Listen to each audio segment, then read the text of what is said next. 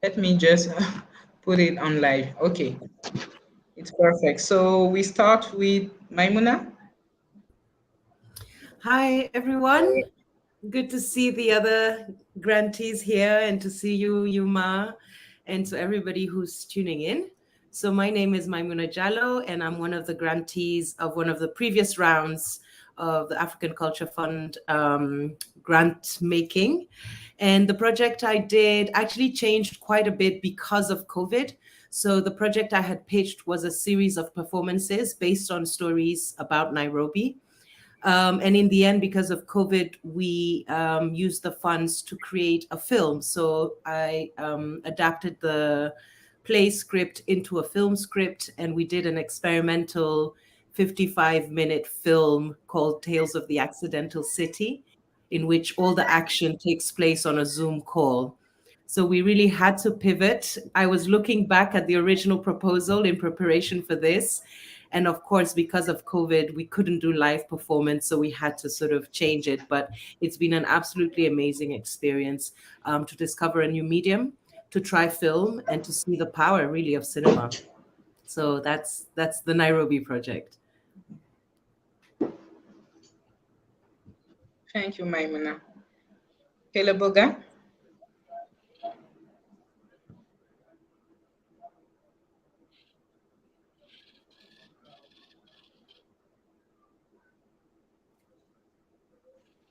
Keleboga, can you hear us?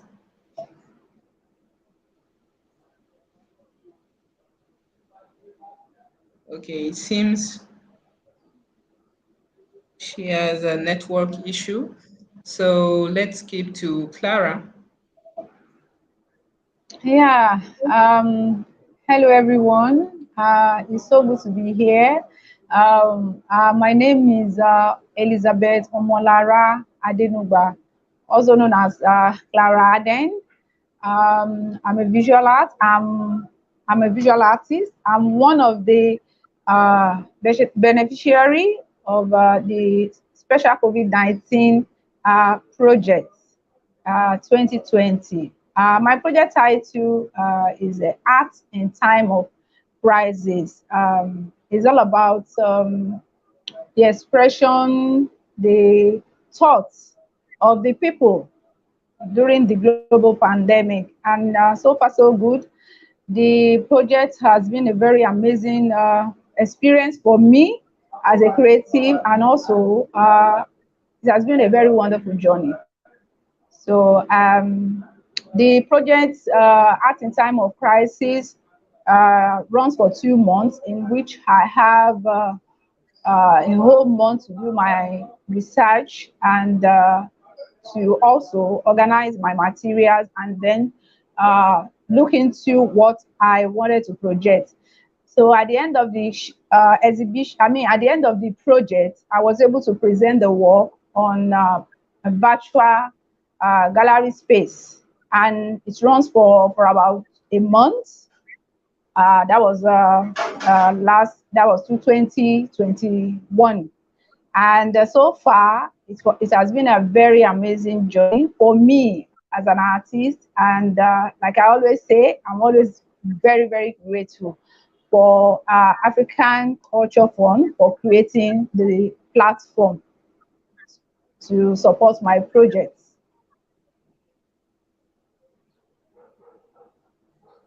Thank you, Clara. I think Keleboga is back. Yes. Keleboga, can you introduce yourself and your project, the project for which you get support from ICF? Hello, everyone. My name is Galabahamo Seki Emang from Okay. Botswana, Gaborone, Botswana. I was successful in creating.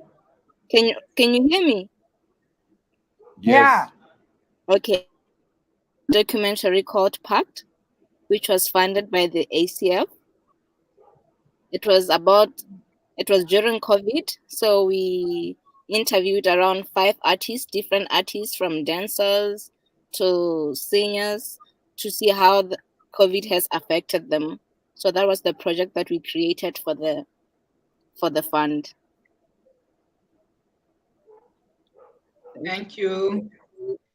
Alfred? Hi. I'm obviously the oldest and the palest one around here. So, um, I, presently and for the last 12 years have been working in a rural area in the Northern Cape in South Africa, about an hour, 2 hours from the Namibian border.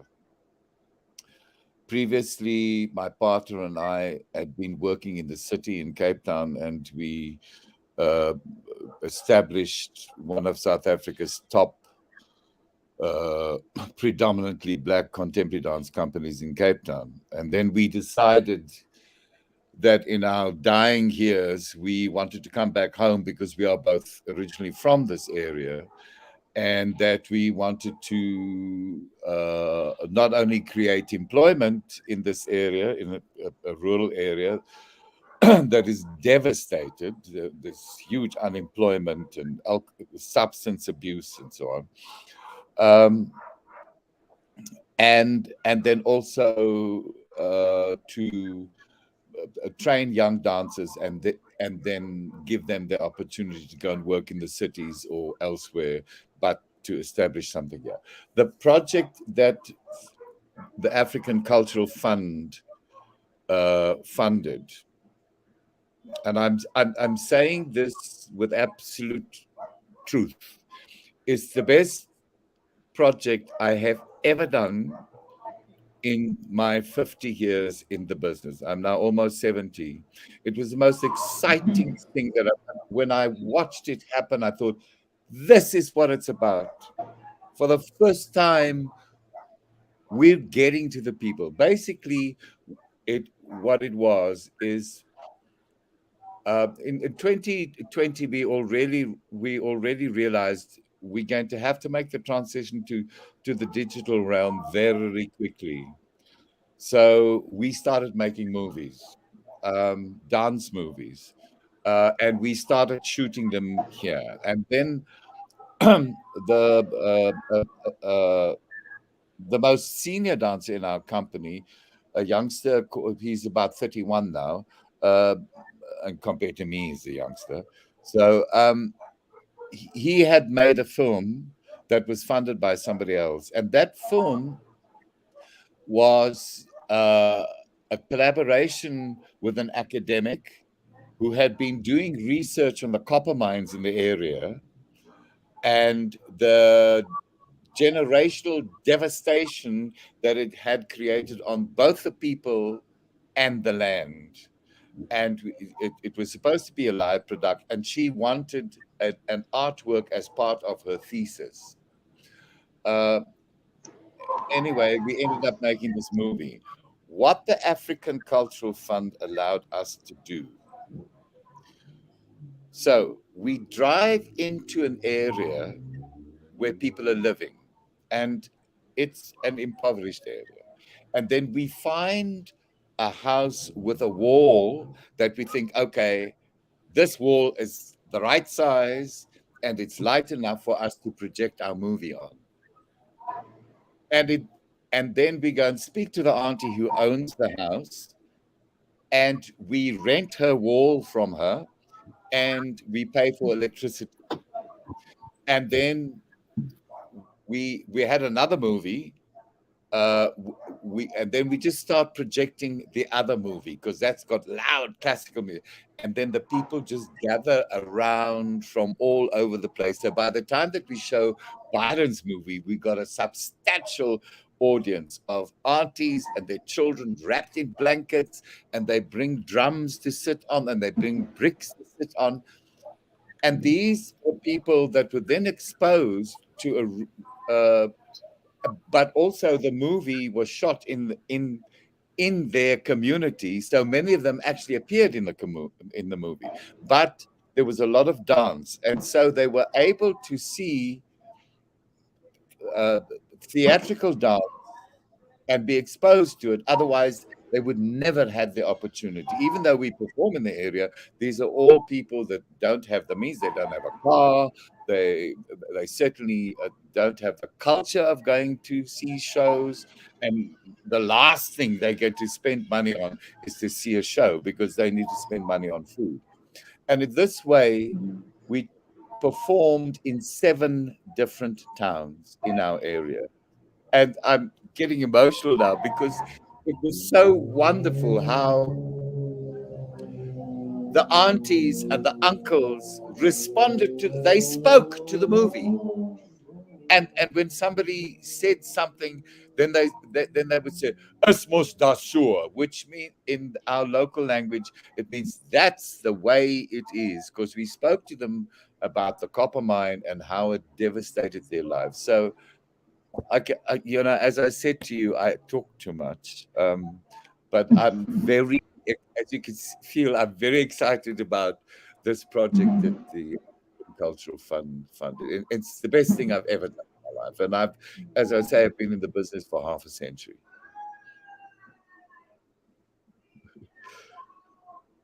That's it.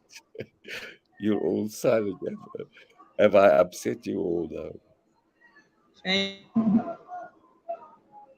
Now get to the earth of the matter. What do you think are the must do for submitting a winning grant application?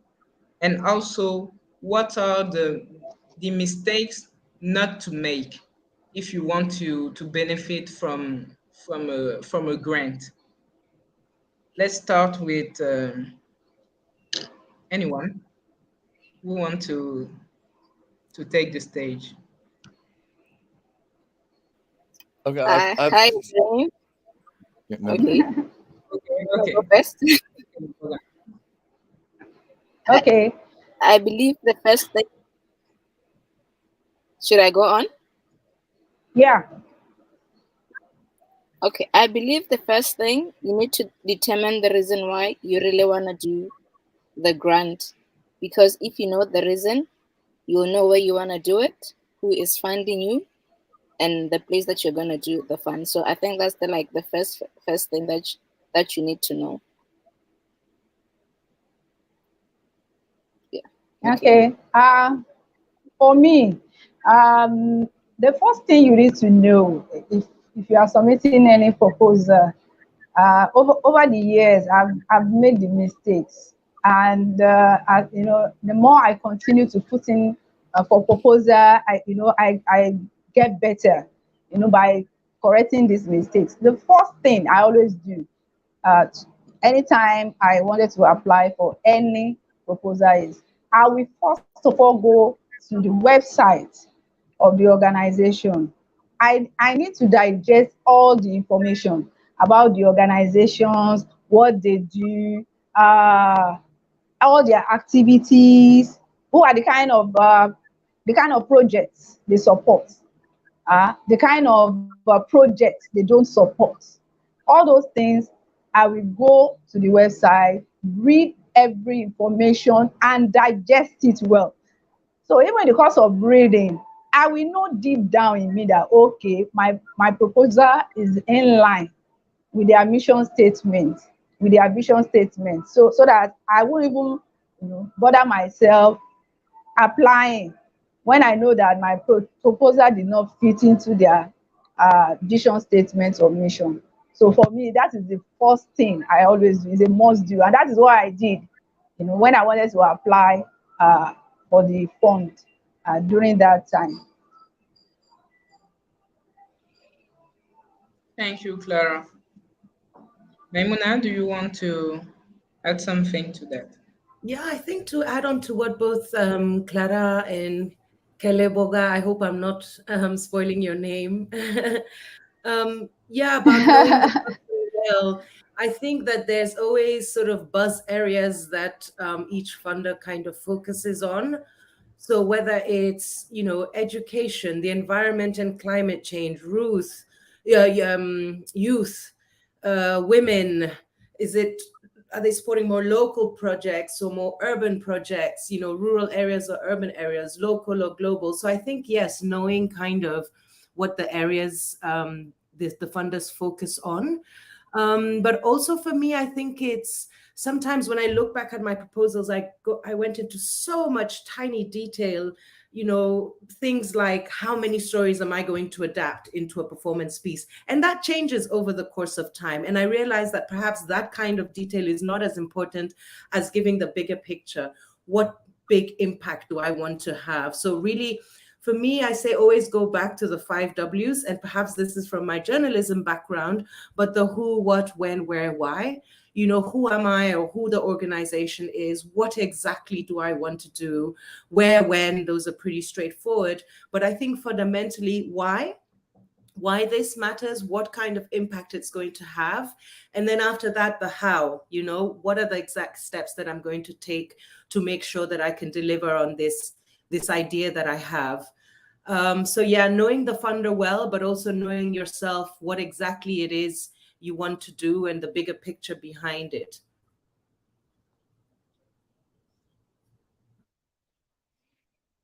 Thank you, Maimuna. Alfred, do you want to add something? Yeah, sure. um, uh, I second everything that everybody said. Um, one important thing that a lot of it's a mistake that a lot of young artists make, is that they promise the earth, and it is dangerous. It is far better to promise, to under promise, and then when you get the money, to over deliver. And then if you build up a track record of under promising and always doing more than you said you would, and young people coming into the industry get terribly excited. Understandably, you should be passionate and excited about your work when you're young. But then they always say, we're going to perform to 10,000 people, we're going to train 600 dancers. Never, ever fall into that trap. Be realistic and then under promise. Cut the numbers down in your original proposal. And that will help you to that when you finally deliver the project, that you actually do more than what you promised the funder. I think that's a very important thing to. I'd like to add one more thing. And please, if I talk too much, just say shut up. I won't be offended.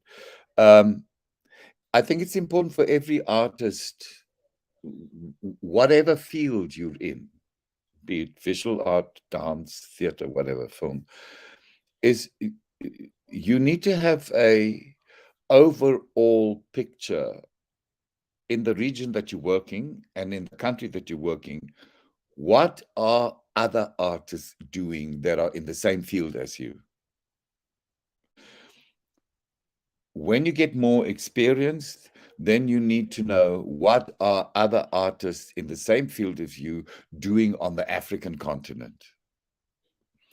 And then if you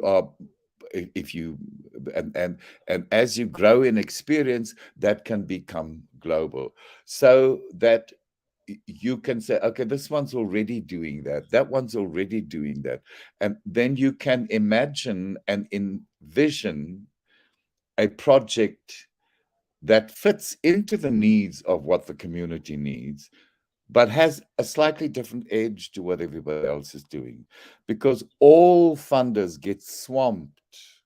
They get swamped with applications. And it's, I really pity them when they have to read through so much. And I'm sure that the largest percentage of what they had to read through is not worth reading. But you need to have a very clear picture of what other artists are doing that are in your field, and how do you fit into that? How are you contributing to that? Or what is it that you do that is different to that, so that your project sticks out when they read it?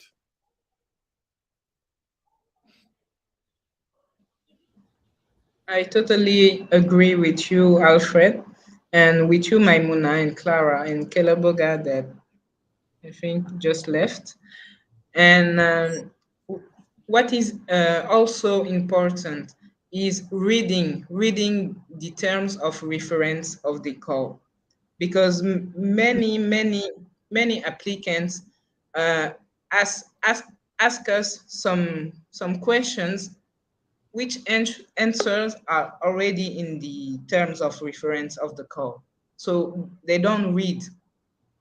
I know some people don't like to read, but we always put the terms of reference link to in our social media, excuse me, in our social media, read them first before getting to the application form. Mm. So I think for me is the first thing to read the Mm. terms of references, and after, yes, you can go deeper in the website of the organization. You can go see what other artists are doing in other countries. It's all relevant. Let me just add Keleboga. Okay. Yeah, and just to add to that, Yuma, I think I've made this mistake in the past. If the terms of reference don't fit what you actually have in mind and what you want to do, sometimes what we end up doing is molding our projects so much so that it can fit, a call for proposals. And it's not actually what we want to do. And if you think that you're going to be doing this for 1 year, perhaps 2 years, it has to really be that thing that you wanted to do. If you've modified it so much to fit the call for proposals that you're no longer doing the project you wanted to do originally, it can become an extremely grueling process. And you end up Ex- hating the funder, you end up hating the project. Um, exactly. so I guess, it's close to what everyone has said, and that reading of the terms of reference closely so that you know if it's actually the right fund for you. That yeah, I'd like, yes, I absolutely agree with you, and I'd like to add on something now. If we were in the room together, I would draw on a piece of paper, but I can't do that now. So, what artists must realize is, if you imagine a circle like this, okay, and then there are more circles around that, spreading further and further. In the center of that circle is you and the work that you do. Now, dotted in different spaces at different distances from you, there are funders. Some of them, their terms of reference are exactly what you do. Then that's easy. But others are not quite this. So over a period of time, you keep working and you keep developing your work and your relationship with funders, so that slowly you draw more and more people interested in your work into that circle, and they get closer to you. But because we had to the project that we had funded was not only funded by the sections of it, the part that where we took it to into the community, that was funded by the African Cultural Fund, but there were other parts of it that were funded by other funders. For instance, funders who pay salaries. So we got the salaries for working on the project from a completely different funder, but African Cultural Fund gave us the equipment and the transport and all that, because African Cultural Fund doesn't pay salaries. Now, there are many funders that do that. And so you always have to, terms of reference. We keep coming back to that, terms of reference, you know. And what I would agree with what Maimuna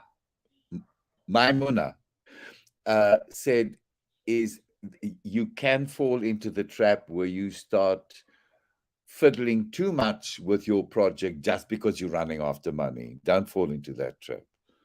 We're actually making life more difficult for them. It's not making it easier.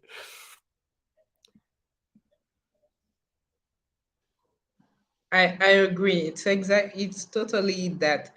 And sometimes For instance, when we were launching the SOFACO call for proposal, many people try to fit with the context, the COVID context. So, and the jury directly so that they just want to fit in to get they just want a grant, so they modeling their project to fit in this case. So it's not the right thing to do. If you have a project in a certain discipline, you you must stick into that, not trying to fit in this call for proposal. If it's not for you, go look for another call that will fit. Keleboga, do you want to add something to that? I'm sorry, I didn't get the question because I had a problem with my network. No, we were just it was the same question, the must do and the must not do. Oh, okay. What I will add is the mistake that I used to do when there was a grant or a call for a grant. I will immediately jump into maybe the application without reading the terms and conditions of the grant, because I just want to apply and get the funding without going through the terms and conditions. Then after failing, that's when I'll go back and understand the terms and conditions after the results. So I think it's important for people to really understand what the call is for, what the grant is for. Then they can apply after that. If it don't qualify, then don't apply.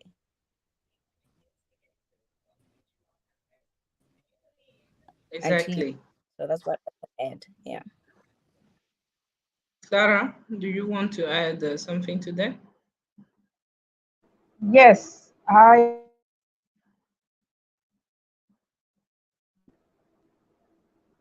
yeah.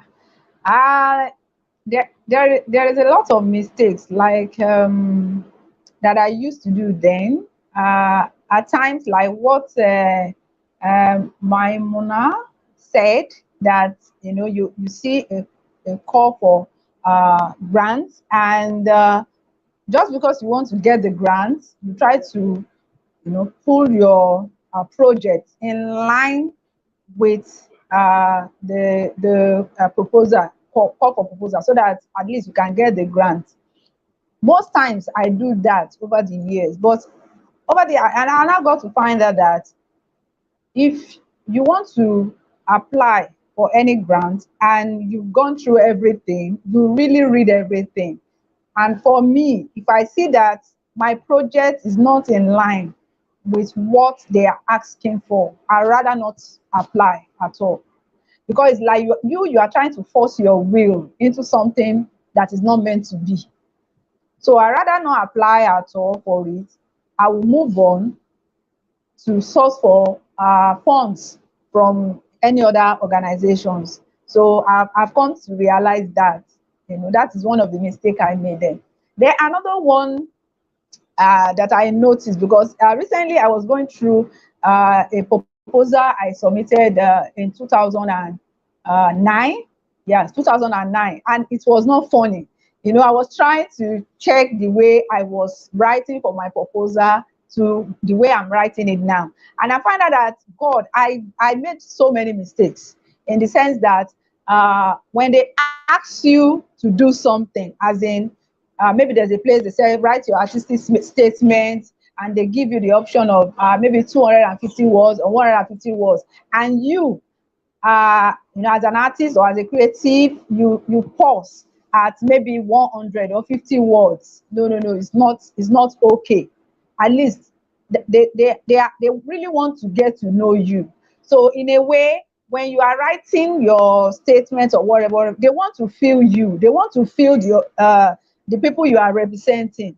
So it's like you now not sticking to the rules, not sticking to what they ask you to do, is not it. So most times those people that want to review your application, they might feel frustrated and say, no, no, no, this one is not it. And they have so many uh, applicants that they want to go over their proposals to check. So those are the two things I learned, in over the years, and I feel it will be a good thing for anybody to that wants to apply for fund anywhere. Yeah, I'd love to add to that because I completely agree with you, Clara. And I think, like with any writing, I also receive proposals for other work that I do. Writing is rewriting. Don't just write a first draft and think that's it. Somebody has to take their time to read through. So do that yourself first. Write Mhm, it, read it, rewrite it. For me, I always mhm, print because I always find that there are things that I notice when I have a print piece of paper, maybe because I'm old, but when I have it printed in front of me, there are things that I mhm, notice that I don't notice when it's only on mhm, screen. So if you can print something, print it out, read it through. mhm. I would say also get somebody who is not involved in the project to read it, because sometimes we are so involved and we know it so intimately that we don't realize what gaps there are, what is unclear, what we could add to, make it clearer. So if you can get somebody else who's not part of the project to read through your proposal, I think that it definitely that you will come up with a even better revised version. And nowadays Google is there, even Google's what are some samples of good proposals, a good sample of artistic and of an artistic statement, so you do your research and then you do, your own version. But definitely, read it over again, rewrite it if necessary, because you want it to be, as Clara was saying, they have so many applications. You want it to stand out. Yes, you want to Nothing more stand irritating out. than seeing lots of mistakes or incomplete thoughts and things like that.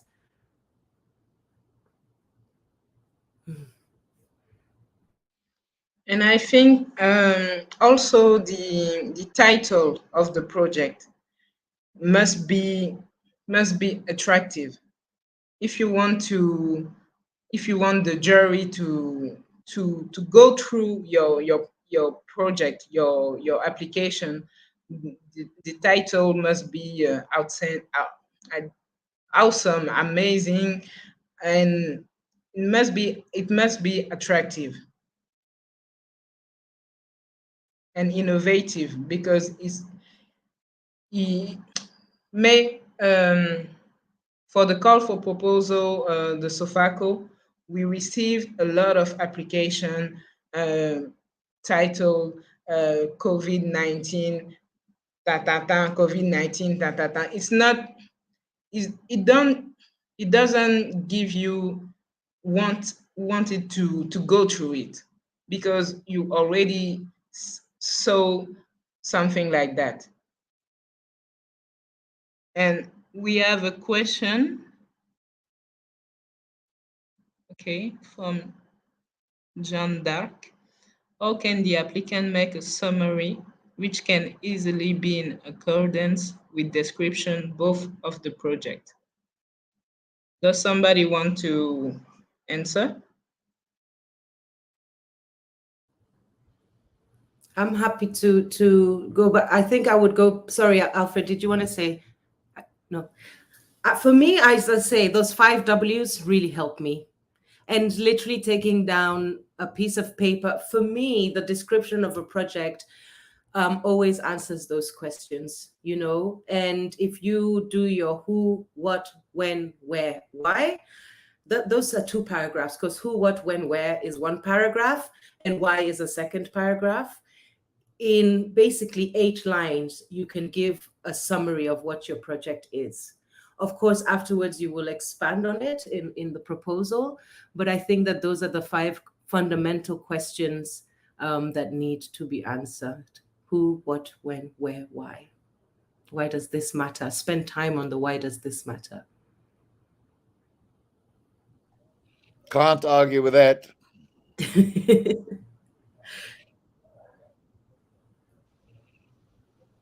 Okay, perfect. Thank you. Do you want to add more advice for the applicants? Um, Yeah, I'm not sure that this is specifically about funding applications, but it certainly is about running your organization. And I think it's useful for people to know. In my head, the organization stands on three pillars, okay, three legs. But those legs are not standing on solid ground. They're floating in water because they change all the time. Now, one of those legs is finance.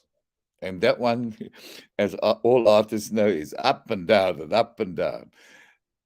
The other leg is the skills of your staff. Now, that must be all the skills, the administration skills, the fundraising skills, the creative skills, all the skills. So we call that capacity. And then the third leg that it stands on is your projects. Okay, so you could have a very skilled staff and you could have a lot of money, but you have, excuse my language, seriously shit projects. Then that's going to dip and the whole thing's going to topple. You could have really imaginative, creative projects, and you could have really skilled staff, but you don't have enough finance. So the thing topples again. You could have enough finance, you could have good projects, but your staff is not skilled enough. So that when you're running an organization, you have to watch those three pillars all the time. And they don't stand still. They move up and down, Right. We're in a situation right now where the finance pillar is very low. So we're dipping like crazy just for 2 months, But we've put all sorts of things in place. We've done a lot of fundraisers, and it looks like we're going to get through it, and it's just for 2 months. So any person, an experienced person, inexperienced person, needs to be aware, I think, of that concept if you want longevity in your organization, sustainability.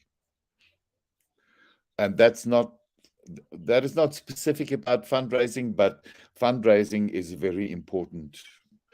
Income generation. It is important that you don't rely on one source of income. If you rely on one source of income, the second it dries up, you've had it. You've got to have a multiplicity. You must be getting money from more than one funder. You must be earning money. There's got to be a lot of different.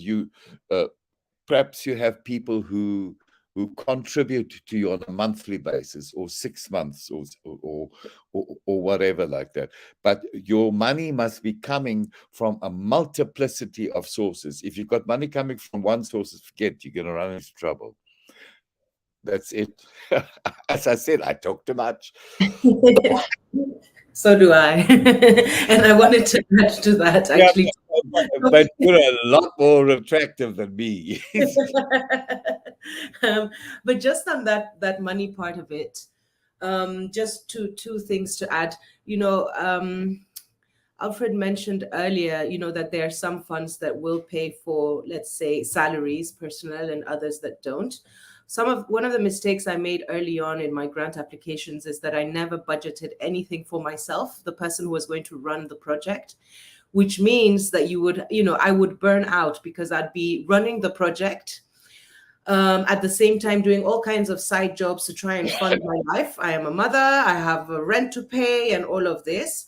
And I would, I remember my the first funding I got, it was a 2-year long project and I didn't pay myself a penny. And I ended up so exhausted. I didn't even want to listen to the audio. It was audio books and a storybook. I didn't want to read it. I didn't want to see it because it took so much out of me with no financial compensation. If we wanted to be rich, we wouldn't be doing this, but you have to have something that can sustain you. So if the grant allows, make sure that somewhere in there, there's money for you as the project manager, the person who's directing it, who's going to be doing the 15 hours a day on it, that there's something in there for you as well if the grant allows. I was going to say, don't ask for more money. If you've been allocated $10,000, the likelihood of the same funder giving you a top up of $3,000 is tiny. I made this mistake with the African Culture Fund, because I had to pivot from stage production to film, and of course having cameramen, having film editors is so much more expensive. I went back to them and said, can we have $3,000 more?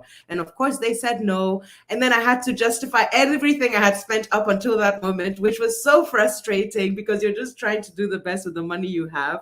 So don't do that. In the end, I self-funded.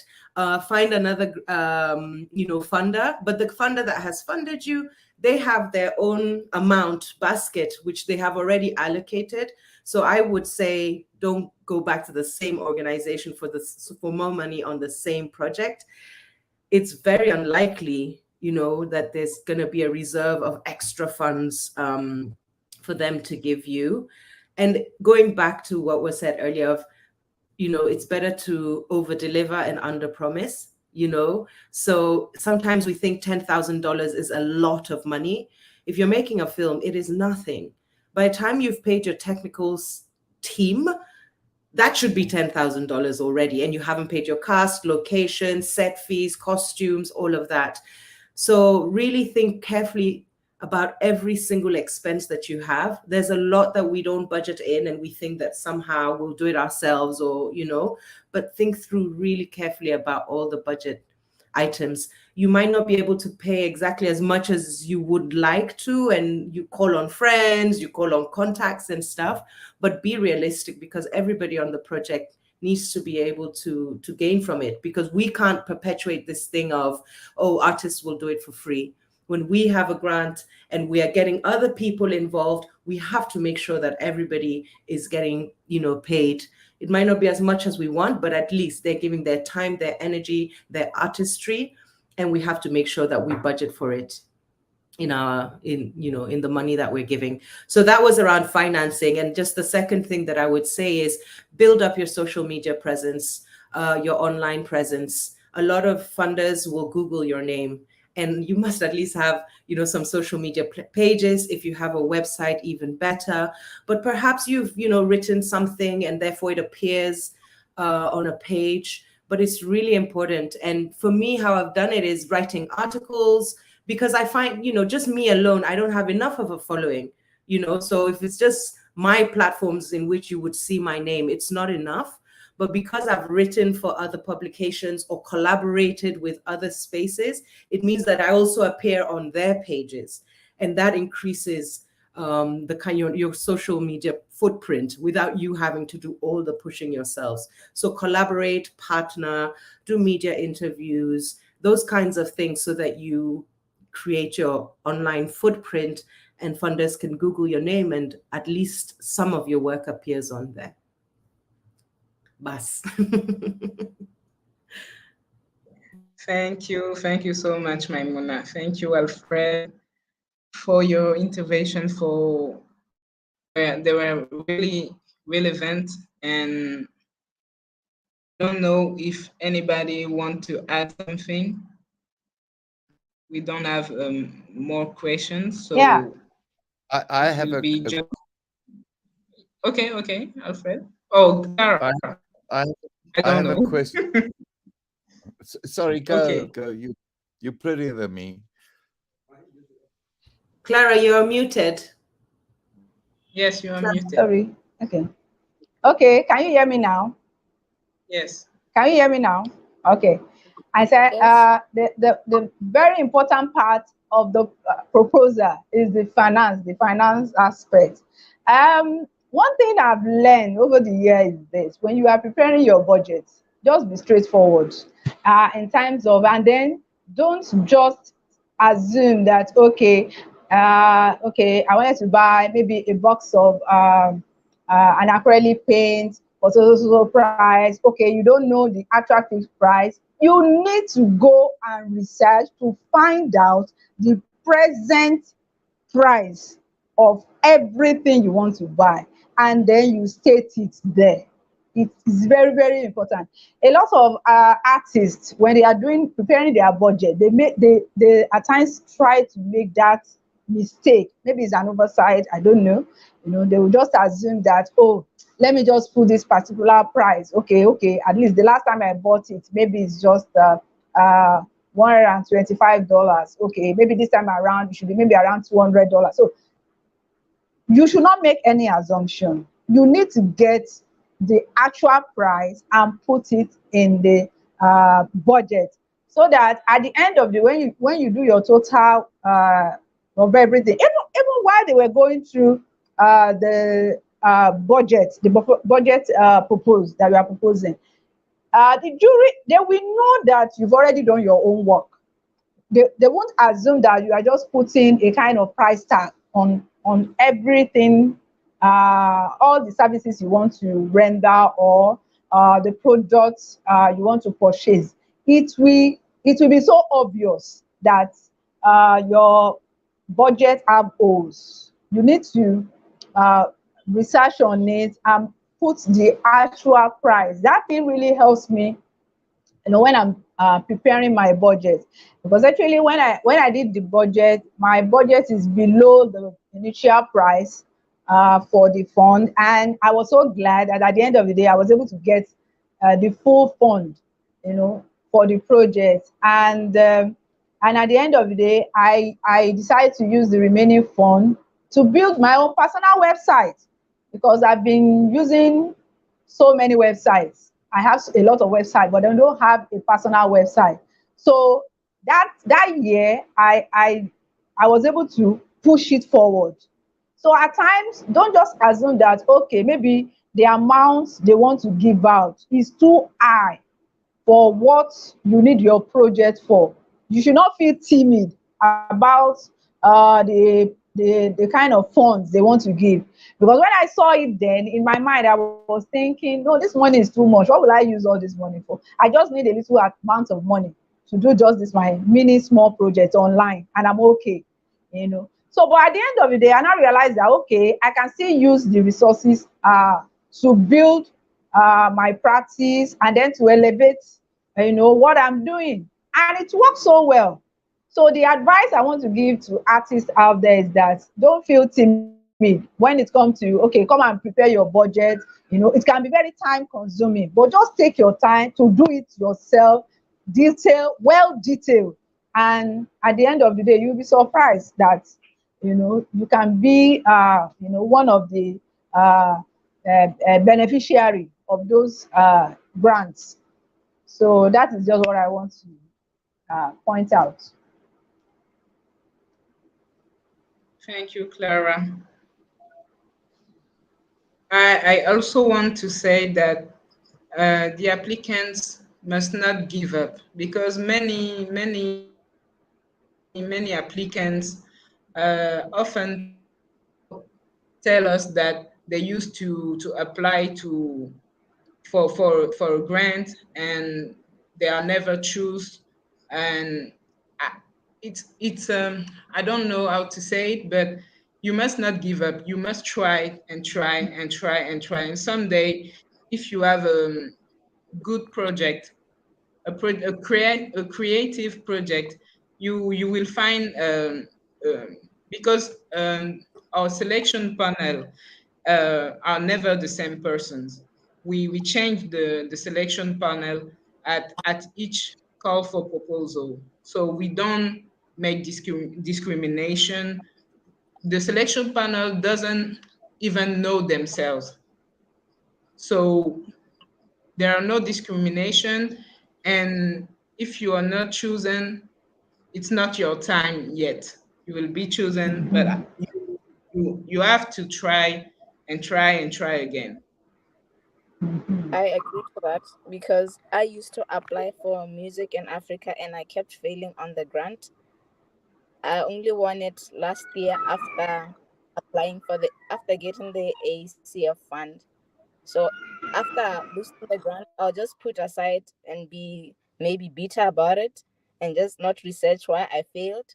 But I've realized that if you are consistent and you keep applying, you can actually get the grant.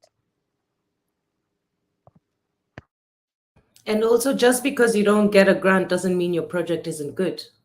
Sometimes we attach so much emotion to and our sense of whether we're valid or not, and our work is good or not based on whether we have grants.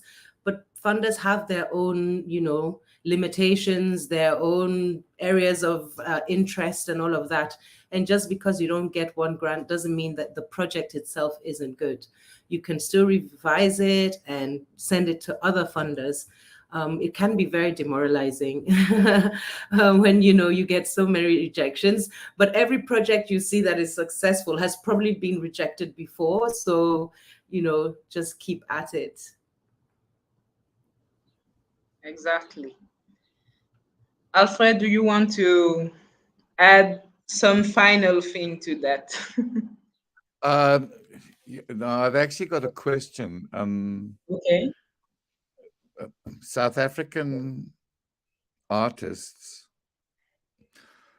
I don't know how to put this politely. Well, I'm not going to try. Are spoilt brats. Um, I have a suspicion, I'm not sure, and that's why I'm asking this question, because you come from other African countries.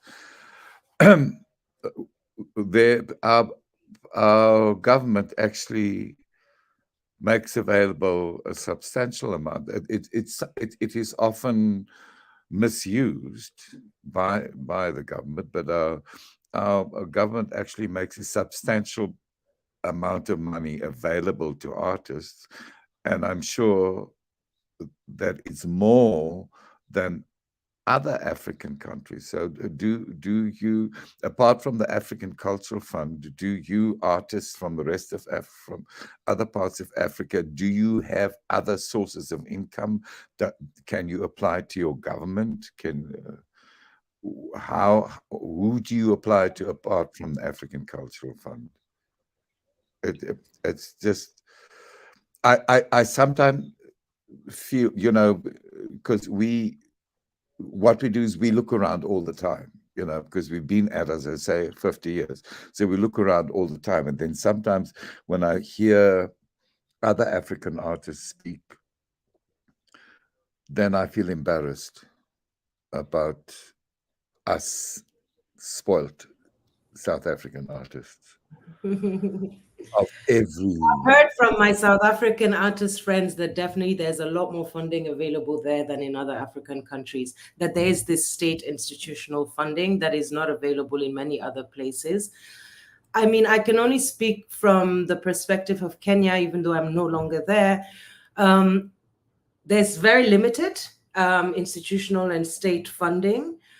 So usually it's international funders or funders like the ACF or the Ford Foundation or the French Institute or the British Council. Generally, it's international funders. But one thing I've noticed, for example, with the Kenya Film Commission, they got a new guy at the head, and he has done so much. Of course, it's a drop in the ocean, but he has set the wheels going in terms of having funds for Kenyan filmmakers. It might be small at the moment, but he is doing something. And often I think that that is the problem, that we don't have solid institutions that ensure that this is continuous. But when you get a good person in that position and they're able to do the job that they were meant to do and not sort of end up being super corrupt and stealing these funds, that they do something. But it feels like very much rather than an institutional structure that continues regardless of who is in that position, it's really dependent on having a good guy or a good woman at the top. That's what I've found.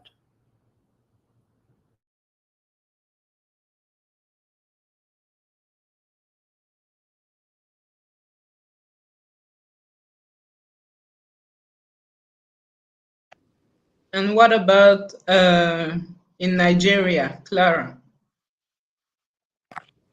um, yeah, in Nigeria, to have access to fund artists is a very let me use the word frustrating. I can say it's a very frustrating uh, to get access, to funds, to support your project, to support what you do, your creativity. But thanks to international organizations like British Council, Goethe Institute, Alliance de Française, they have been so amazing. All these embassies, they've done so much for cultural practitioners, for artisans, for in fact, if not for these international organizations, because I remember I did a lot of projects, workshops, art workshop projects, with some of them, and they've been so supportive, over the years. So, but in terms of the government, well, I can say some people say they are funding projects, but I have never received any funding, from the any governmental institution. So, but basically, there was a time they put together all the creativity creatives, people all over the regions of Nigeria, all the regional states in Nigeria, that I think it was during the COVID pandemic period.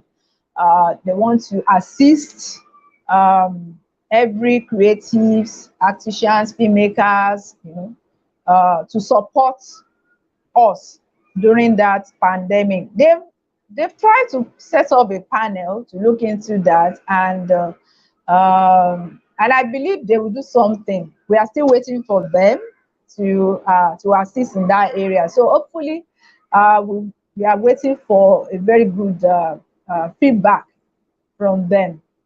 So that is just it in Nigeria. Yeah. Even here in Botswana, we have like limited funds, especially the arts grants. We only depend on international funds because I think we don't have strong bodies which can speak on behalf of the artists. But recently, a National Arts Council was formed, so we are hoping things will get better with it. But otherwise, other years we've been depending on international funds or private Wow. companies. If you have, you can just maybe look for a private company to sponsor your show, but otherwise, nothing.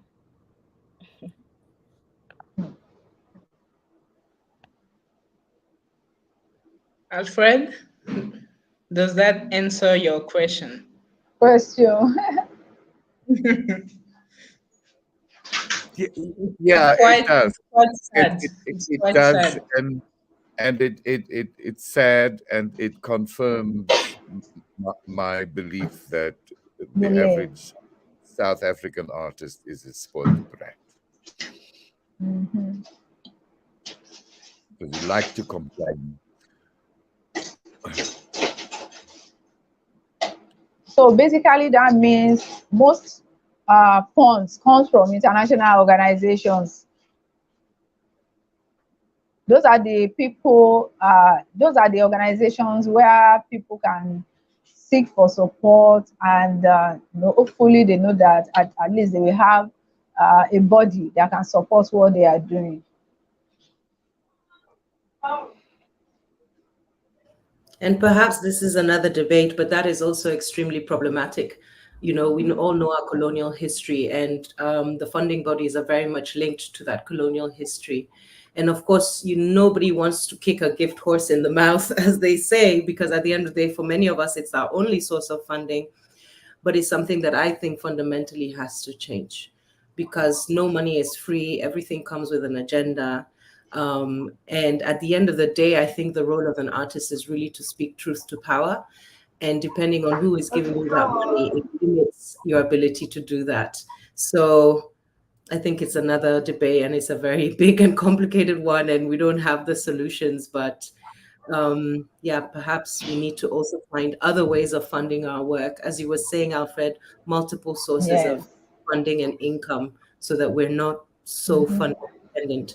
It is very difficult. My projects are funder dependent. Of course, we make some money through shows and screenings and things like that, but it never covers the cost of creating these big artistic projects. And I'm still at a loss as to how to make it work in a way that is sustainable. I'm still waiting I'm still trying to figure it out. Mm. Okay, so time will tell, and we hope that many more source of funding will will come from Africa and not only abroad. Yes. And we have many rich people. They should be supporting the arts. Exactly, exactly. We have many. Yeah. What's happened to humor? Yes, Alfred. No, I'm just saying, what's happened to Yuma? He seems to have disappeared off my screen. Yuma is here. Oh, I've okay. been experience some network issues. That's why I Okay. closed my Okay. camera. Mhm. Yes. Okay. So I just want to thank you all for your availability and your relevant and edifying interventions. And I am sure that your advice will help a lot to submit a concrete application file to the ICF new call for proposals.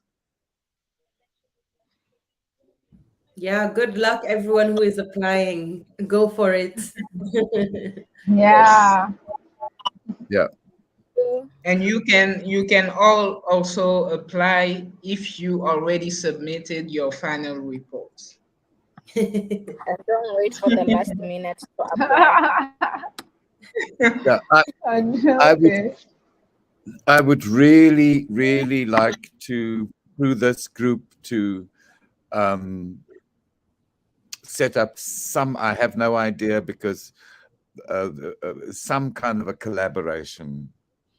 Uh, Yes. I, I think That will there's be so many exciting people here, and um, it would be amazing to be able to actually do something together, for you guys to come down here and work with us here. So yeah, we need It, it, to it keep can be it talking. can be a project. It can be a project that you can all do submit together, maybe. Mm. Oh, that's awesome. And Yeah. the Swiss, that Swiss funding agency, I forget, Pro Helvetia. Yes, They are very, very keen on African countries collaborating. You know, mm. Mm. We so know I think it's the head of Pro Helvetia. He was a member of one of a jury, one of a panel selection panel Oh, for the second call, ACF second call for proposal. I Maimuna, you were part of this call for proposal, the second one. Yes. So we already know. Yes, is I think his name is Galar, but we want to do something in Southern Africa, so we are thinking about maybe making a boot camp through the ICF Academy program. So it will be. I have We I have a hope we very nice studio space. It's small, but there are a Mhm. lot of work can be done in there. It would be so wonderful to have dancers and actors and singers and stuff from other parts of Africa coming to make a racket here in our studio. It would be stunning. will be wonderful. We will go through it and Mm. we will revert to you. So thank you all. We already done 1 hour, and thank you all for your contributions. and see you. Thank you very much. Thank Welcome. you, And Alfred, Mamuna. It's so nice then to see your face. Alfred, so nice to bye. see your face. Bye. Bye. Bye-bye. Bye. Bye.